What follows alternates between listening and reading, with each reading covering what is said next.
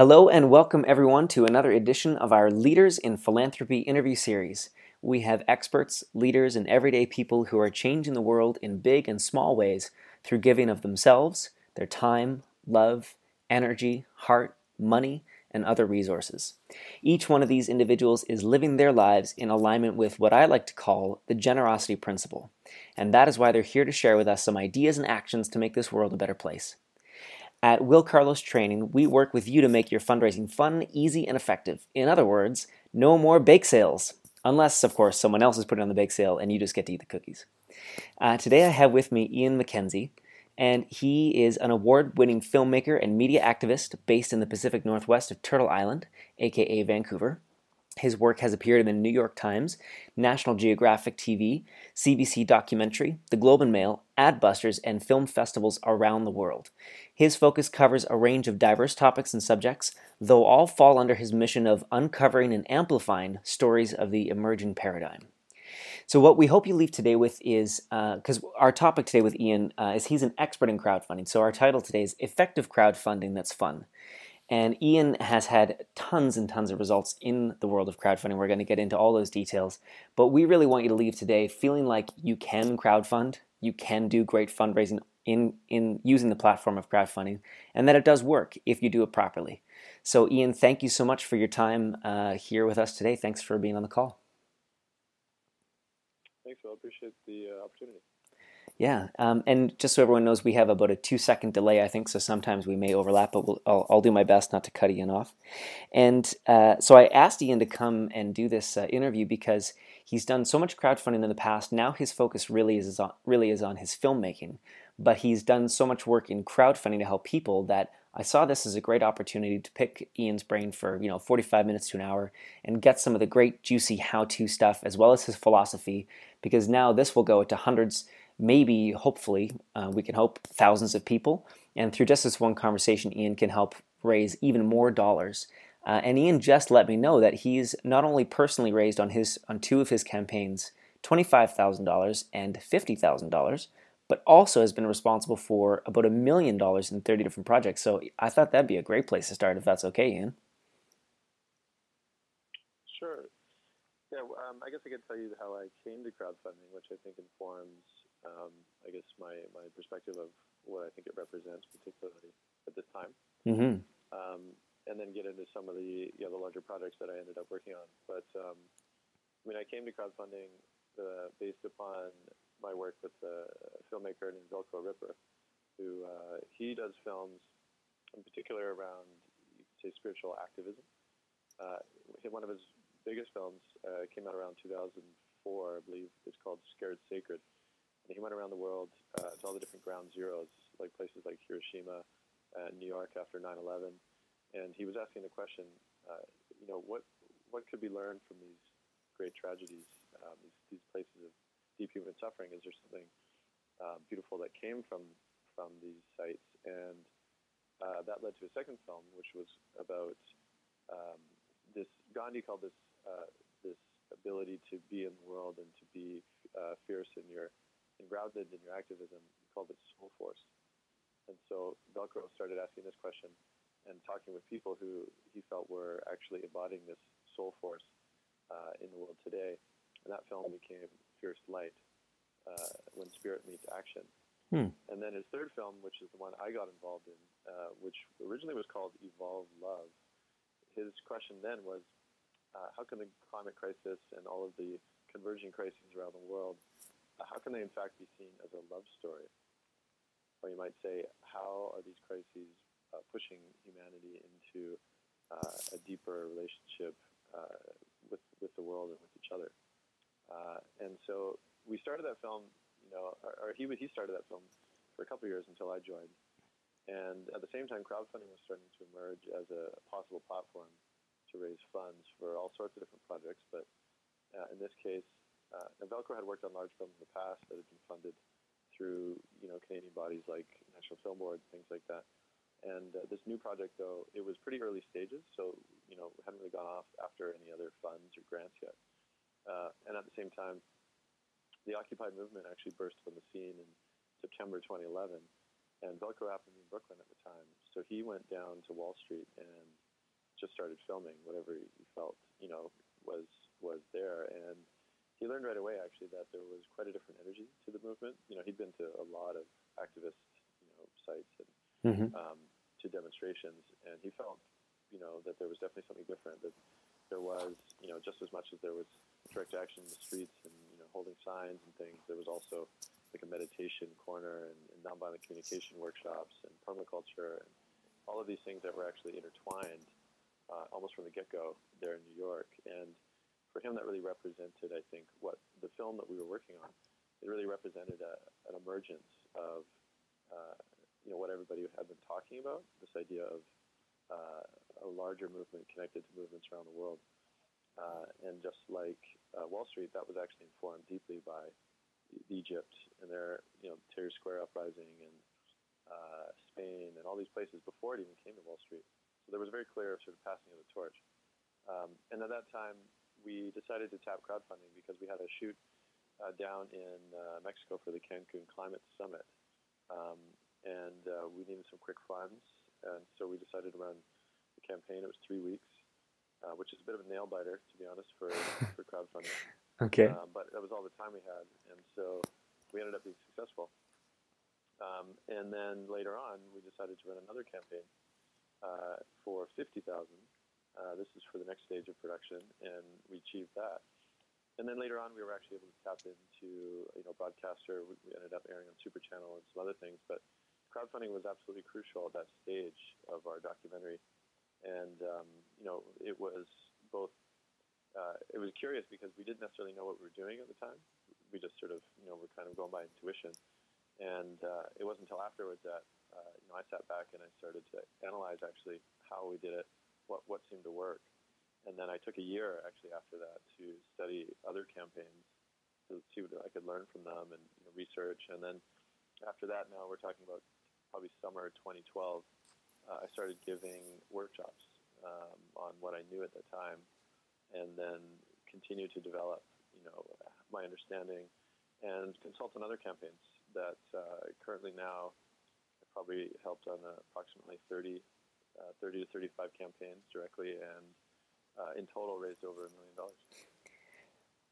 Yeah. It's awesome. I mean, there's so many great things in what you just shared, and one that a quick question I want to ask first. When you were sharing about the filmmaker, and you said Scared Sacred, was he also on the Moses Code? Do you know that film documentary-ish? I'm just wondering because Not sure. I haven't seen that. Yeah, I haven't seen that myself, but it's possible. it sounds like a very similar guy because he was talking about a very spiritual experience happening at the site of 9/11. And I love that that's your background because we've got so many people that'll be listening to this from the art world that are fundraising and maybe hopefully using crowdfunding for their artistic endeavors or artistic careers. So either in music, filmmaking, visual arts, could be any of those spaces and backgrounds. And I think a lot of the time people that come to fundraising, they think that only certain kinds of people can fundraise, or that the only people good at fundraising are people that have done sales or people that have done business or people that have done communications. And it's just not the case. I mean, the best fundraisers that I've seen are people that came to it because, like you, they've got something that they really, really care about. And that's what I hear in what you were just sharing, is that there was something you really cared about, the films that you were making, and then you went for it. You actually didn't know how to do it first. You just had something that you cared deeply about, and later on you learned like the how-to and what to do. So I wanted to share, I just wanted to highlight that for everyone listening, that you don't always have to know exactly how it's going to go. You just got to start. Mm-hmm. Yeah. And I guess to be fair, I mean, my background, aside from filmmaking, is I did take media studies in university, and so I mean, what that gave me, the specific ins and outs of the platform. We were using, actually started with Kickstarter, and then we used Indiegogo. That, the specifics of the platform, we certainly had to learn as we went. But I think the approach of at least understanding how to communicate effectively and how to understand, the mechanism of creating momentum, with messaging and things like that. Perhaps my background helped in that regard. But I think what really struck me, though, as I studied crowdfunding, was understanding it more from a kind of a historical perspective, as well as a social media perspective. I mean, the thing that struck me in 2006, I was in Southeast Asia. Actually, I was visiting a small town, and it's actually a UNESCO heritage site called Luang Prabang in Laos. And what struck me was that in the morning there's these monks that actually wander through the streets and going about their daily alms rounds. And in the culture there, the practice itself was very different than what I think North Americans say understand as panhandling, where there's this sense that somebody on the street, even if you individually you may not hold these judgments, but the culture, I think, as a whole certainly does, that they're there because bad decisions they made, or maybe they don't want to work, or they just want to freeload, or because as a general kind of understanding, we believe that North America is based on meritocracy, meaning that if you can succeed, or if you choose to succeed, you will. That it's somewhat of a level playing field. And I think there's a bit more nuance there to understand about how education and how mental health and all these different ways that people can end up in those types of positions. But in places like Laos and Thailand, where they have this culture, this spiritual class, you could say, in particular these monks that study in the monasteries, there's a much different understanding of what it means to support their work. I would say that as they wander through the streets, it's actually this beautiful practice of the villagers themselves, who spend sometimes hours preparing rice and food and offerings that they place silently in the bowls of the monks as they walk by silently in the morning. And it embodies a much different story as a culture, which is why it's sometimes hard for outsiders to wrap their heads around. Because my understanding is that the lay people in the village themselves understand that they've chosen to live a life in the world, in the market or with their families and things like that, which is an important part of human existence. But at the same time, they recognize how important it is to have others doing the important work, meditation and reflection and study of the mind and consciousness and all these things, how important it is for them to do the work and how that actually benefits them as well. It's a much sort of deeper understanding of interconnection, and that by supporting the monks and having the monks do their work and supporting them, it's this beautiful sort of embodied continuity. And it was actually very similar to the talk by Amanda Palmer, who's a musician, who many may know already. She's responsible for the most important, or I should say the largest music Kickstarter that's ever been run. She raised over 1.2 million, I believe, in her campaign. And she talks about this beautiful story about how before she became sort of a professional musician, how she spent time on the street and I guess as a busker, and how she would often stand for hours on the street and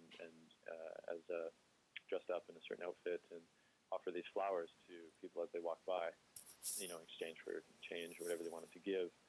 And often she would get a lot of judgment. People would walk by or drive by and yell, get a job, hippie and all this kind of stuff. And she'd, somewhat forlornly look and say, well, this is my job. And they didn't know what was actually going on in that moment, that her being on the street there was actually offering the potential of a beautiful moment of human connection between her and somebody that would walk by, and maybe that somebody or other people might largely ignore, but in that moment there was something beautiful and valuable, and that resulted in her being able to support herself in that fashion. And so I think we have a lot of preconceived notions that we come to crowdfunding with, that we have to get through before we truly understand, I think, what it represents. The main one being, of course, seeing it as you're going to the crowd in this case because you just can't make it on your own, or because if it was truly valuable art you were making, that in fact you would be able to sell it and you could get by. Again, these are the judgments of this idea of meritocracy. But crowdfunding itself, I think, actually starts to fill the gap between I think an often unarticulated ability to assign value to this type of work that we do, because the dominant culture itself now doesn't reward certain types of work, but it completely rewards work that you could say is in service to the dominant culture itself, which is often highly destructive.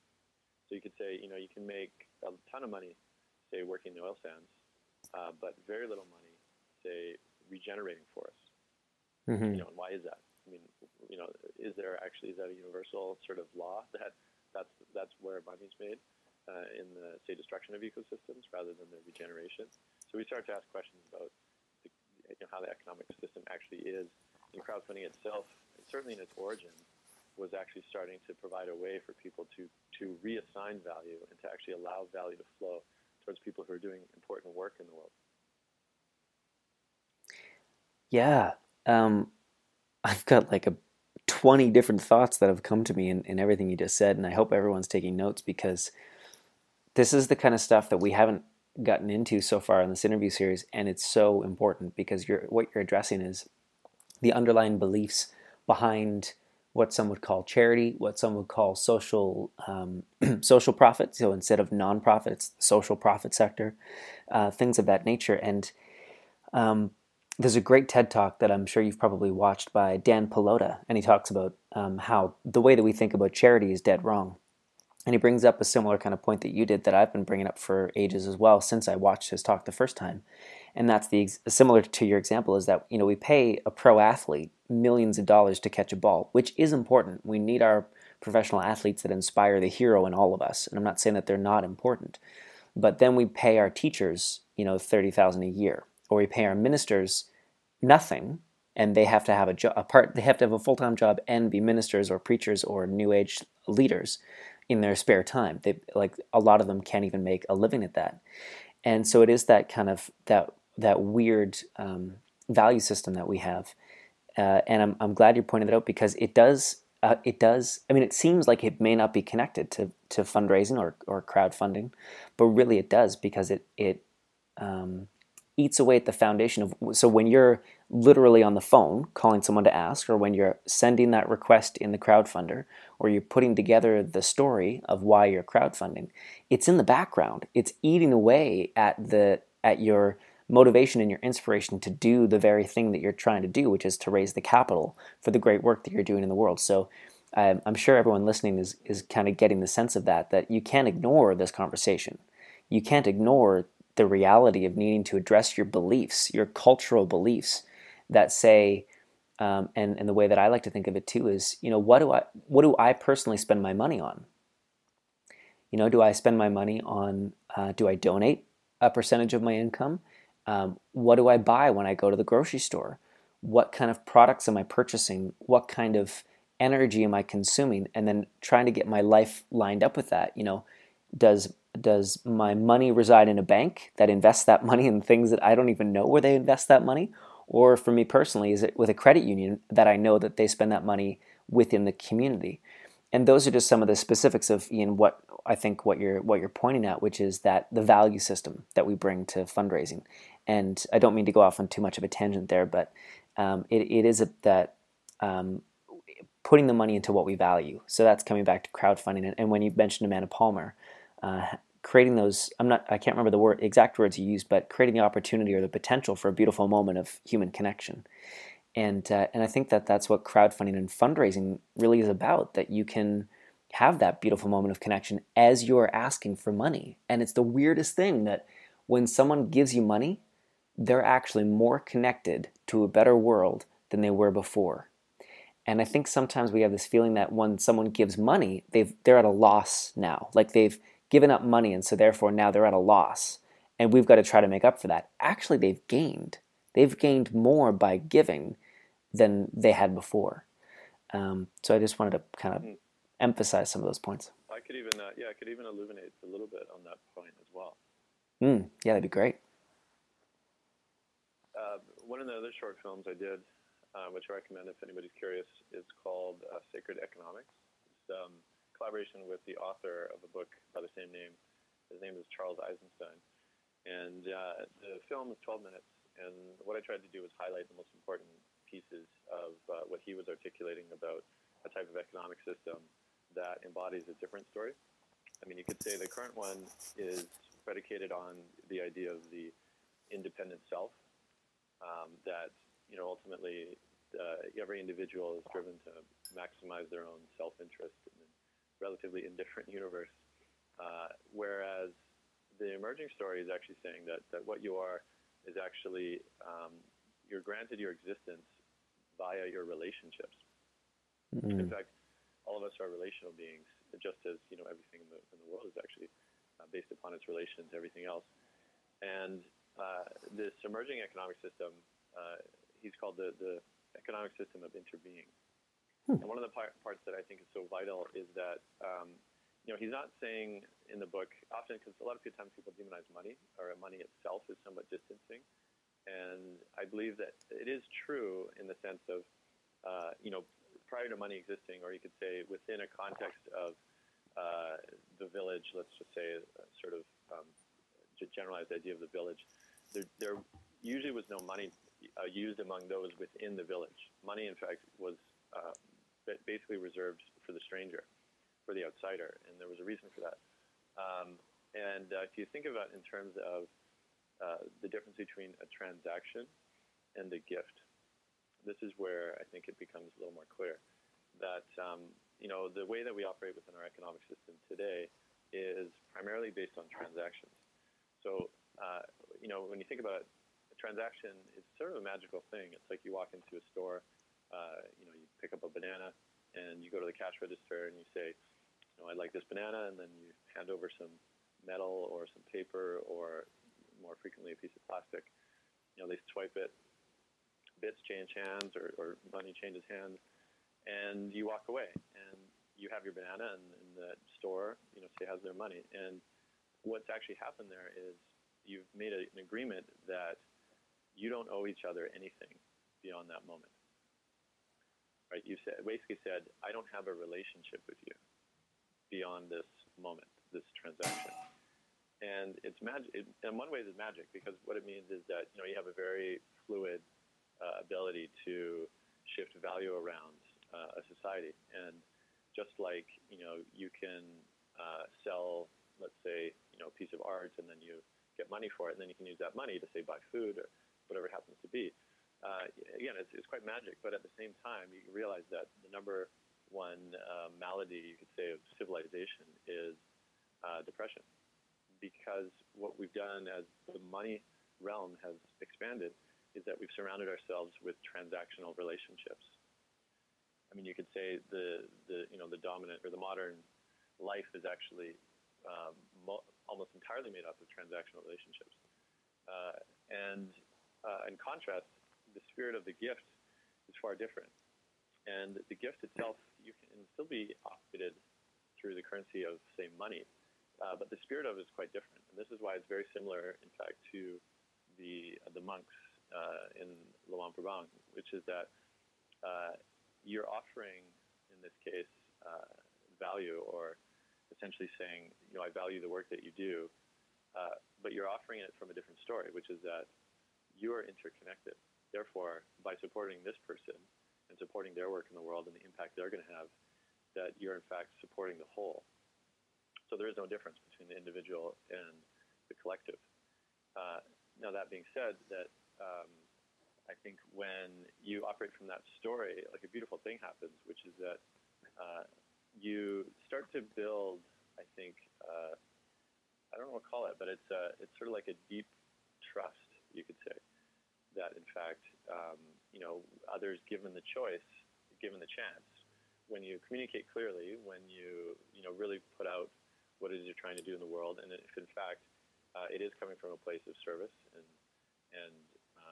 beauty, that in fact other people recognize that and they want to help.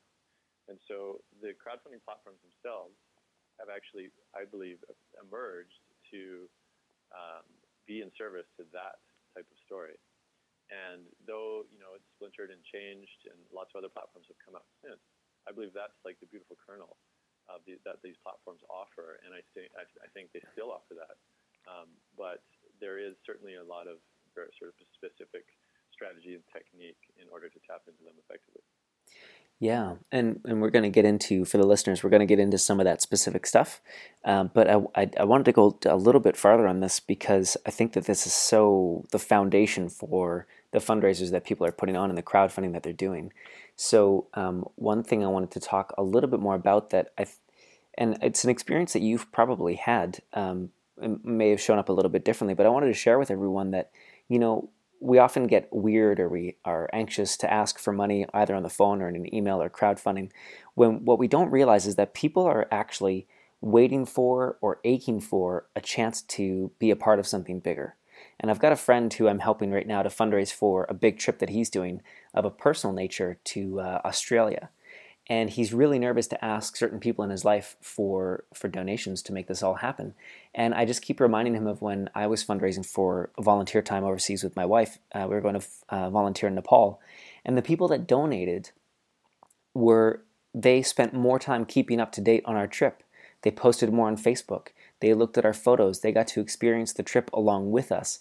They got to be there when we were teaching English in Nepal. They got to be there when we were summiting the mountains in the Annapurna region. They got to be there for the trip because when they gave that donation, it built that, as Ian you're talking about, they built that relationship, and it became a wonderful growing thing. And those are the people that I've kept in touch more with, not because they gave money and so I feel beholden to them, but because they put themselves out there and I put myself out there, and then we came together in that journey.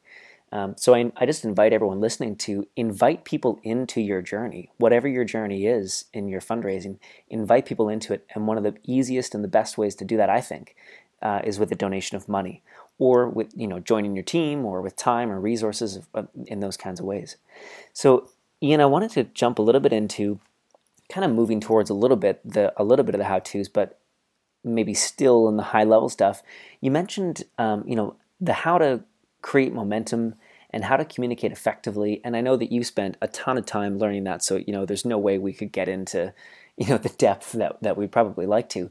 But what tidbits or what kind of I don't know if you call them secrets, but what little tips and tricks could you give on those two areas of how to communicate effectively? Because I know sometimes I sit down and I'm going to write a letter, an email, or a crowdfunding letter, and I go, eh, where do I start? How do I do this? So what would you tell someone who's just starting out? Well, I'd say the first thing is it's never too early to actually start. So, for instance, if you're thinking of launching your campaign, say a couple months from now, then you should be starting now. That it's in fact, you don't want to be starting. It's like starting from standstill. If you pull the trigger, and that's also the time that you're like creating your Facebook page or, configuring your tweets or something. Like all of that stuff should actually be building momentum far before you actually launch your campaign. Because the way to think about it more is that what you're actually doing is you're communicating your project, which I'll get into in a second, but you're also allowing people to offer their gratitude and support back to you for what you've done for them. And again, it sounds almost a bit too much like barter in that case if I lay it out kind of starkly like that. But I want to stress that, again, this is more the architecture of a gift relationship, which is that you build up a certain amount of, different words for it might be the goodwill or gratitude, or to the point there when you actually go to the crowd and say, okay, this is what I want to do and this is what I want to bring in the world, they're ready for you. Like they already have somewhat of a sense of either you or the what you've been providing them, whether it's if you're a musician, whether it's music that you've been putting out, if you're a filmmaker, whether you're doing short films, if you're a social profit, which I like, again, I can't say on the word non-profit either, to frame oneself in the negative. If you're a social profit, to be sharing stories of the work that you're doing, all of those things beforehand, then when you go to crowdfund, people are excited about it and they're ready to support. So start early, that's one. But then you might be wondering, well, okay, well, what am I, how do I communicate what I'm doing? And I have a practice which I recommend, which what I get people to do is, this is in a workshop that I run, but what I say is take 5 minutes and explain your project to somebody else. And have them mostly listen, and if they need some clarifying questions, the other person needs to doesn't understand certain things, of course, ask them. But generally, get 5 minutes to just sort of communicate what it is that you're doing, and then when you're done, then take 1 minute to explain your project. I like it. Okay? And then have the other person be like, okay, they know a little bit now because you took 5 minutes, but take 1 minute, okay, and then try to get your project across. And then the final stage, I say, write it down in one sentence. Okay, and this, it sounds a bit ruthless, but it's actually crucial to get down what your campaign is to essentially a tweet. I mean, that's one way to think about it. Right, could you communicate your campaign in a tweet? And it's vitally important that you actually do this early on, because I will say, to be honest, the number one challenge I find with, particularly artists, they're very creative people, myself included, but one of the things I find most challenging is that they have a very hard time communicating clearly what it is they're doing. Because, they're big ideas, or they're, maybe even complex ideas, but they get caught in kind of going way too broad or specific. And, by the end of the explanation, the person is still scratching their head saying, I get that you're passionate, or I get that, it's something to do with, with film or something, but I still have no idea what you're talking about. Yeah. And so it's vitally crucial that this happens early on, because what you do is then after, when you start developing your materials, actually building your crowdfunding campaign page, and particularly in shooting your video, which is a whole other thing. But if you have that single sentence, distilled version of your project, that's actually what's going to guide you as you develop every other material. And it's, how you actually can explain it to other people quickly to get them on board in your team. And this is all happening before you launch your campaign. So that's, honestly, that's one of the number one things you can do, is be able to communicate very succinctly your project before you move to the next stages.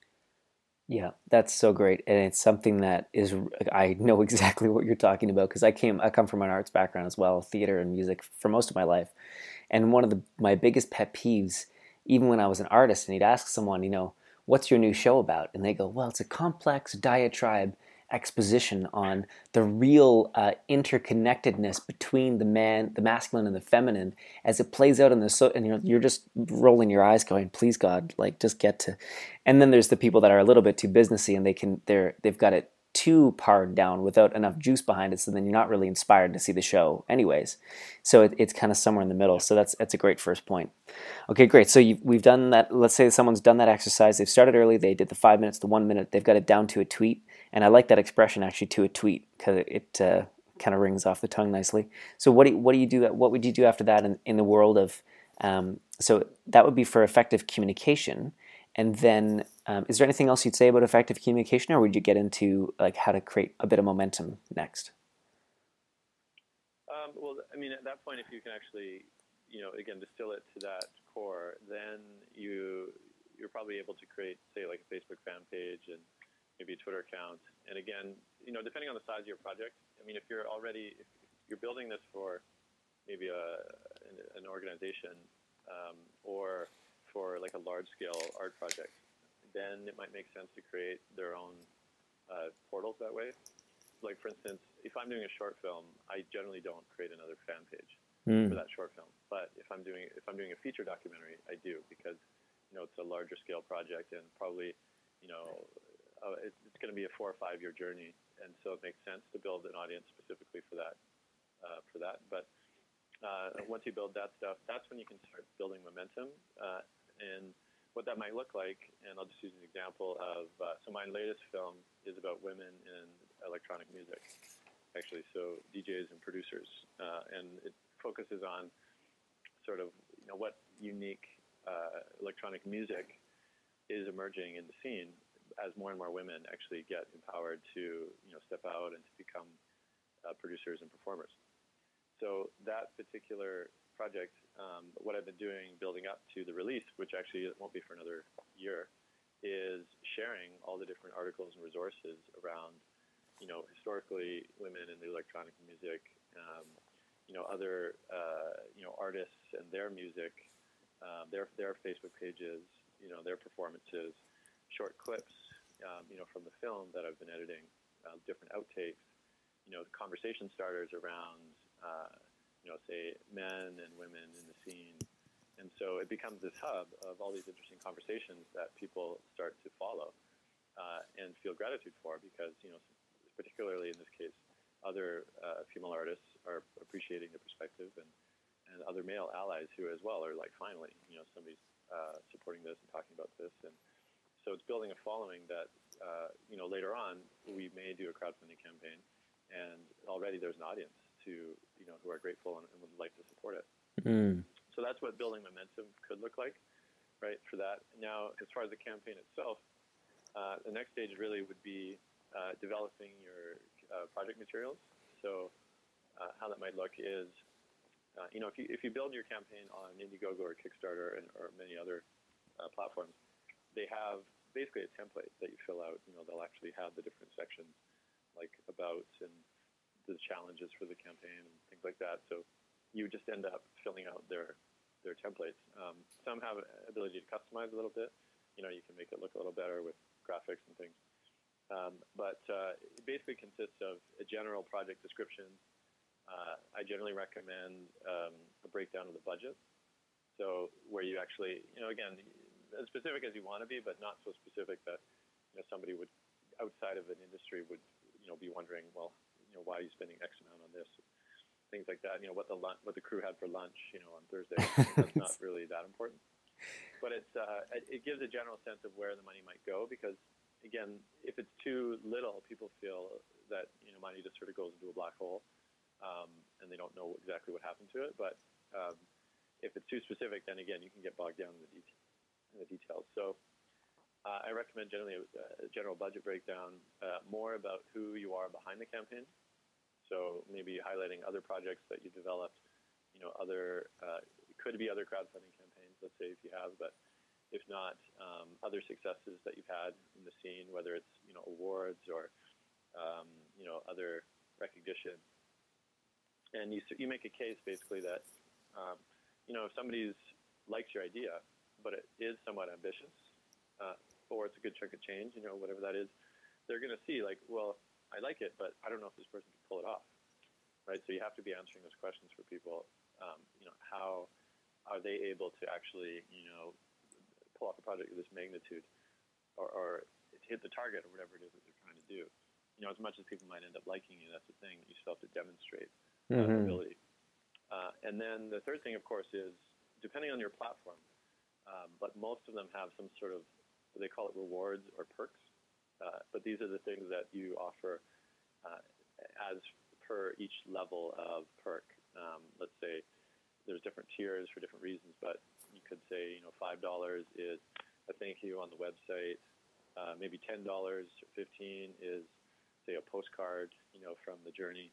If, say, it's a film or something on the road, maybe $25 could be a digital download of the project itself, whether it's an album or film. Maybe 50 or 75 is a T-shirt. I generally, actually, as a rule, don't do T-shirts for less than that, less than 50 or say 75, just given the amount of work involved with T-shirts. Getting them printed and making sure they're the right size, and mailing them afterwards. All that stuff is actually quite a lot of work. Mm-hmm. So, sometimes people scoff and they say, "Well, who's going to pay $50 for a T-shirt for 75?" And I also think it's worth mentioning that, people recognize, by and large, if it's not a product-based campaign. This is where, in many ways, the product category has become a little like a pre-sale, Amazon or something, where people go to buy a product before it hits the market. I would call that a bit of a subset of crowdfunding, where people treat that much more like a regular marketplace. Those types of campaigns, they are sort of looking at, I'm going to get it cheaper than I would in the retail store later, whether it's like a new game console or, like a little app or something like that. Whereas particularly more like social, profit or art campaigns, people recognize like they're actually supporting the project, and they're not like buying the thing for a market price. and they realize it's more of a gesture of a thanks, or whatever it is. So I'm just saying, keep that in mind when you're pricing. Yeah, and it could also, if I could just jump in for just one quick sec, that it's also coming back to that gratitude. Like there's one of my favorite musicians, or maybe my top one favorite musician, Craig Cardiff. He's a Canadian musician, and he did a crowdfunder a year ago or two for his newest album at the time, and I ended up paying, I think it was $25 or maybe it was $50. I can't remember, for his album, because he had different levels, and it was just made the most sense in the world that I wasn't getting the album for cheaper. If I waited, I could probably get it for $10 on iTunes or something like that. But that wasn't the point. I was going to get to be at the front row of supporting his newest project for $25, and I get the download of the CD when it's done in 6 months to a year. So I just I thought I would put that in for people that are having that feeling about, that they've got to have like the perfect or all these amazing perks and things. But really, it's that people they want to be a part of what you're doing. It's not about the product, so to speak. Even though in that example it was kind of. But sorry, I just wanted to interject that. Mm-hmm. And then I'd say the big piece, which it's so big that I don't even recommend anybody launch a campaign without it, is the pitch video. Given that the attention spans are somewhat shrank, which is somewhat of a unfair judgment, in that what's happened is we've just become a little more fragmented in our ability to focus on whether they're shorts or internet clips or whatever it is. Often people are actually looking at them, say, on their commute to work or on their lunch break, or they just have smaller chunks of time with which to dedicate to viewing these things. So basically, the pitch video has sort of emerged as a bit of a hybrid between like a short film and an infomercial and probably a bunch of other categories. Like it's a bit of its own thing, and there are certain ingredients that I found become the most effective. First is that it should be short. I really recommend not going over 3 minutes for a pitch video. Oh wow! Okay. I've often found that if it's over 3 minutes, there's typically a bunch of things that can actually be cut, and the message itself doesn't suffer, or in fact, the message itself even becomes clear when you cut away the stuff that is less necessary. The second thing is that don't ever sacrifice creativity for clarity. Let me flip that around.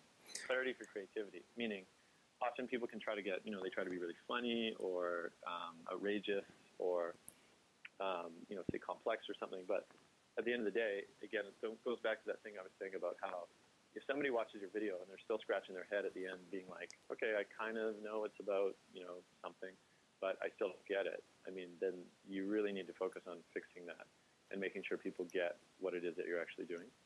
Mm-hmm. So I'm saying it's better to be clear than try to make it hilarious or, outrageous. The third thing is that I highly recommend that somebody appear in your video that speaks directly to camera. Depending on how your organization is structured, or, if you're an artist, then that's a given that you should be speaking directly to camera and speaking directly to your potential funders. And there's a reason for this. One, often people adopt a documentary form when they do their pitch videos, which is where they have somebody speaking off camera to an interviewer. And I've actually done sort of impromptu tests where I've run different pitch videos to my workshops, and I've asked them, okay, which one did you think was more effective in drawing you in? And across the board, everybody thought that when the speaker was looking off camera, they felt like it was a bit more impersonal, like they weren't actually being addressed, and that they could leave the room and the person would still be talking, because they could tell that the focus of their attention was not the audience. It was actually the interviewer off camera. And you can see why people do it, just because, again, it's borrowed from the documentary form. Mm-hmm. But it's actually far more effective to have the speaker speak directly to the camera, in that way, speaking to the audience. And in fact, directly address the audience. So you could say, I need your support to bring this project to the world. Like you're speaking in a way that directly involves them and asks them, to get involved. Mm-hmm. And this takes me to I guess the fourth thing, which is to be very clear on that you are asking and what you would like, what action you'd like them to take. Because again, that whole idea of feeling, say, ashamed around asking is what prevents you from, really coming across as confident, as grateful, as passionate. Because that's what's going to get people involved. People sometimes go halfway where they try to do voiceovers and don't really appear on camera speaking to them and become vague, because all of those are symptoms of that shame that the dominant story has been trying to, impress upon you. So I urge you to really be willing to put it out there, be clear in your message, to be passionate, and to be direct with, this is my ask, and I would love for you to get involved. Mm-hmm. Great. I've gotten at least 2 or 3 ideas for my upcoming crowdfunding campaign, just from everything you just shared about all that, which it's perfect timing. Great. So that is some very specific how-to stuff. So I'm sure that everyone's very happy with that. And also at the end of the recording of this interview, I'm going to let everyone know, where they can get more information about the specifics of how to do crowdfunding, because you've got an online workshop that I got to watch last week actually, and it's a great pay what you can kind of format. So I'll give everyone the details for that at the end of the conversation. Because Ian doesn't really do a lot of work in this area anymore. He's really focused on his filmmaking. So this is his gift to the world, in the world of the arts and people that want to get crowdfunding campaigns off the ground. So Ian, I wanted to I've got kind of 2 questions that I made before we spoke that are written in a specific way. And if we need to use a specific crowdfunding campaign, then we can do that. I can either give you one that I'm working on, or you can use one from the past that you've already done. But I wanted to address these 2 questions just because I think it'll open up something new for people that are listening. So the first one is, how do you make a no-brainer crowdfunding campaign? So all the time we hear about how so few make it and it's really hard, but how would you make it a no-brainer? Well, it's an interesting question, because I suspect there should be brain involvement somewhere. Okay. But I think I see what you're saying in terms of that.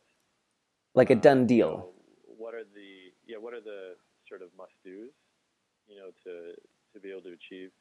I mean, the wider, I guess, wondering is that, the platforms shift, the sort of wider climate of where these campaigns are coming out also shifts. So I guess what I'm saying is, in the early days, strategy would have been different than it is now. And there might have been, the pillars, which, I was speaking to just now about being clear, being passionate. All of those are still true. But early on, you could have included a strategy that sort of highlighted the novelty of actually crowdfunding. And now, of course, that it's less novel. More and more people have started using it, and everybody.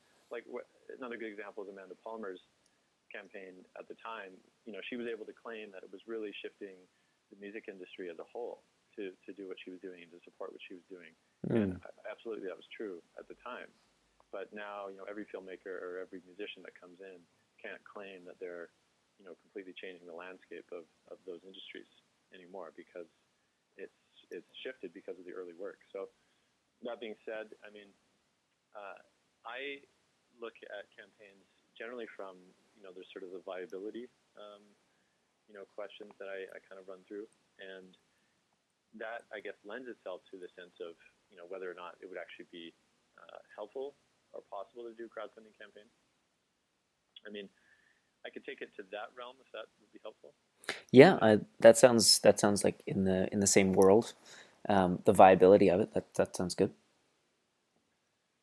So I guess first things I asked too was, one, is somebody willing to put the work in to actually run a campaign?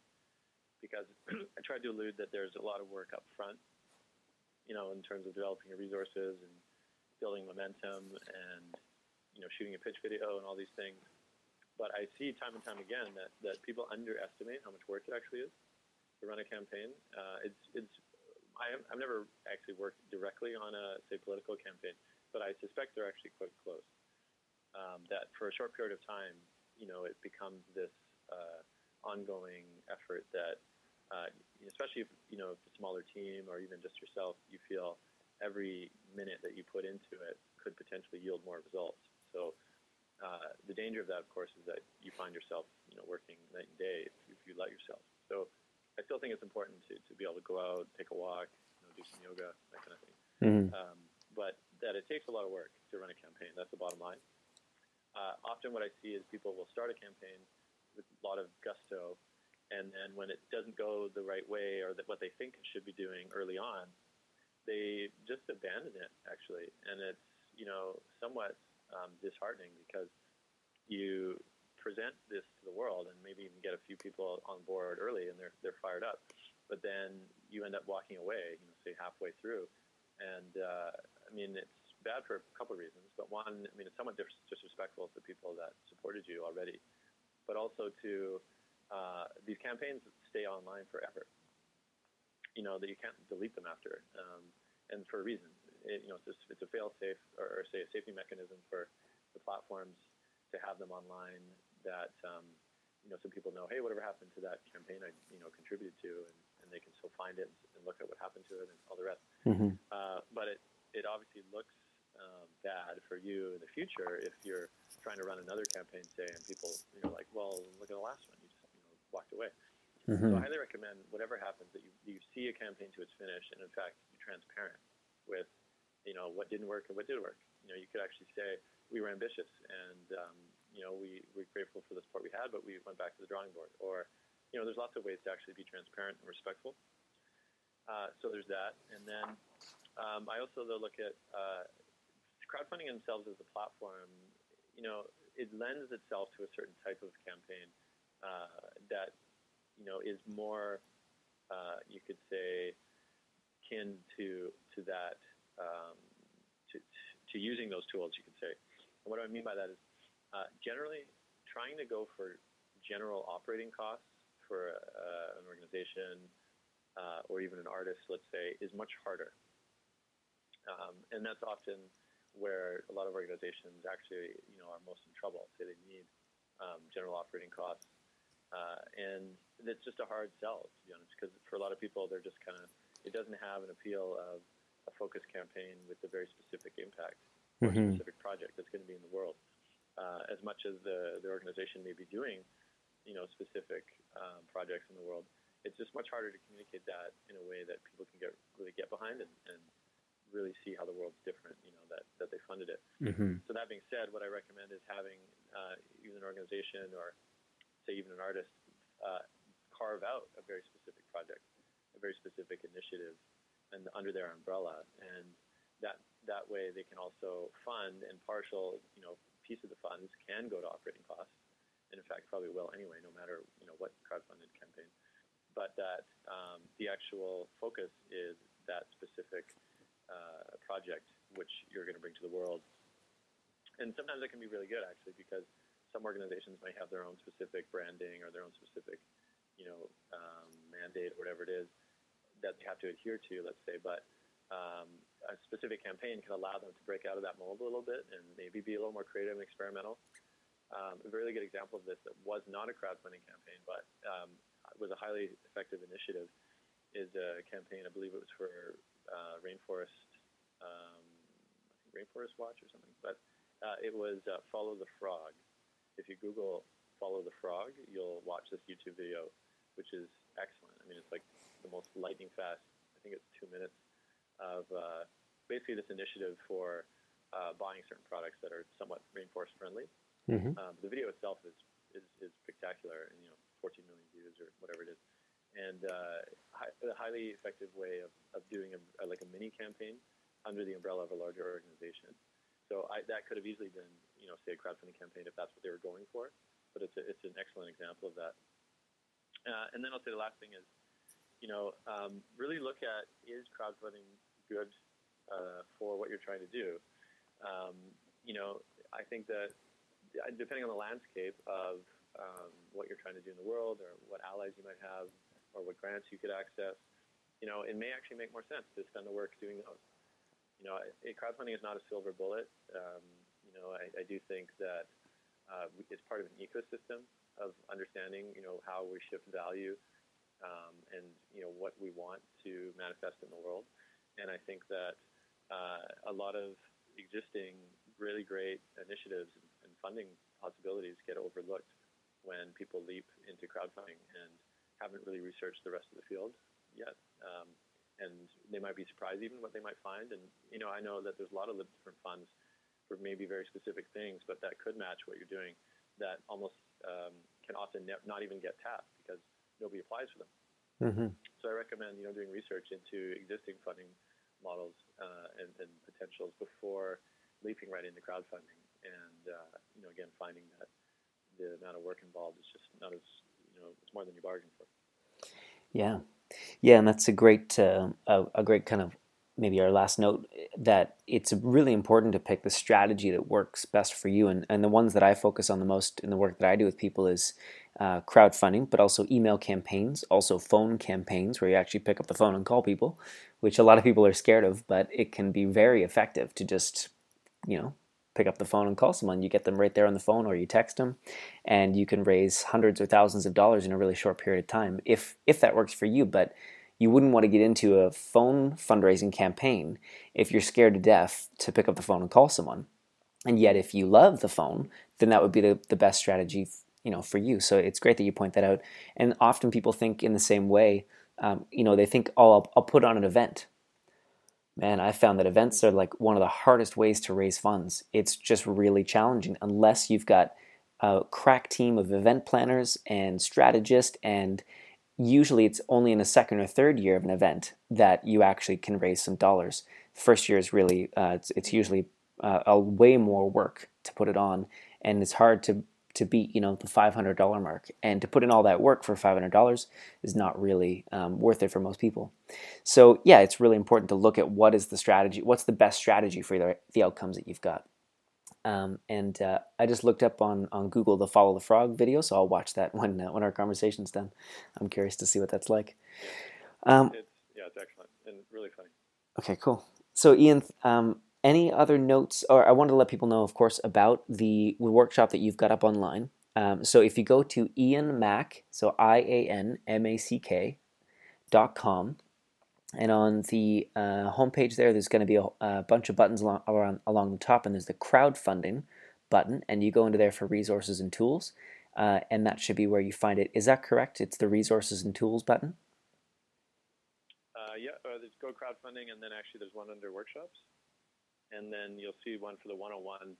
And what I do is I offer it online. I did it specifically because of how you mentioned that, I get many requests for support on different campaigns, and far more than I could even possibly be involved with, even if I was, say, working on this full time. And so I recorded the workshop just specifically to just have people, be able to use it and implement it, and really just make it useful to them, and not make maybe a bottleneck. And the way that I do, again, there's a difference between free and a gift. And then, again, this is also looking at the difference between relationship and transaction. That understanding a gift is that, in fact, it's not free. Often when we hear this, free, we think, oh, yeah, that's a gift. But free in this culture just basically means no value. And you can see, we see free sample and things like that. I mean, that's kind of where it comes from. We don't feel indebted to the retailer if they gave us, a bit of a free sample or something. But a gift, again, comes with a relationship. And so what I offer is I put the workshop online, and you can access it streamed once you sign up for my newsletter. And I send it once a month, and it's a great way to follow along with, my own future projects and maybe even other crowdfunding resources and things like that, to start that relationship. And then I offer, if you want to download it for whatever purpose, that you want to use it for, then there's a pay what you can model, or pay what you want model, which is basically me saying, I don't know what it's worth to you, but in fact, if you take it and you crowdfund, $10,000 or $500 or $100,000, then you can really sit back and say, wow, well, what value did Ian's strategy and support offer this campaign? And then you can send it back to me, and that's enough. And that's the sort of scary part, I think, with particularly in this culture where there's no set sticker price on these types of things, that there's often an anxiety of like, well, I don't know, you tell me, then I'll know. But I think this is the sort of discomfort that we're actually trying to get through, to be able to have more of a fluid understanding of value and what feels good in the moment that you'd like to offer as support. And so I highly recommend you check those out. There's actually tons of other links to existing resources online as well, not just my own articles, but like the Indiegogo playbook and the Kickstarter tips, and lots of other resources on there as well that would really be helpful for your campaign. Okay, great. Awesome. Well, Ian, thank you so much for your time. I feel like we covered almost everything that I had intended to, so it's great that we did it in exactly an hour, I see on the recording. Thank you, everyone, for listening. Thank you, Ian, for your time. It's very generous. I know you've got a packed schedule right now with editing the next film that you're working on, so thanks for your time, and thanks for your generosity of information and the difference it'll make for all of our listeners. Thanks, Willie. I appreciate being here. Okay, cool.